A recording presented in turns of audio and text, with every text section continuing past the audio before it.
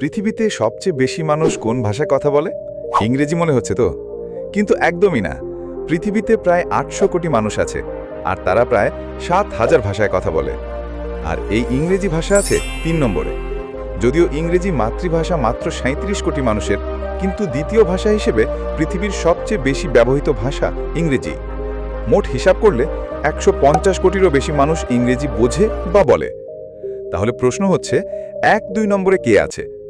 আর ২ নম্বরে আছে স্প্যানিশ, যেটা প্রায় ৪৮ কোটি মানুষ এই ভাষায় কথা বলে, বিশেষ করে ল্যাটিন আমেরিকায়। একসময় স্পেন অনেক দেশ দখল করেছিল, সেই ঐতিহাসিক প্রভাব এখনও আছে। আর ১ নম্বরে যেই ভাষাটি আছে, সেই ভাষায় ৯৫ কোটির বেশি মানুষ এই ভাষা বলে থাকে, সেটি হলো ম্যান্ডারিন চাইনিজ। তাই সবচেয়ে বেশি ব্যবহার করা ভাষা হলে ইংরেজি সবার উপরে, আর সবচেয়ে বেশি মাতৃভাষা হিসেবে ম্যান্ডারিন চাইনিজ জয়ী। এখন বলো, তুমি কোন ভাষায় কথা বলো? নিচে কমেন্ট করে জানাও।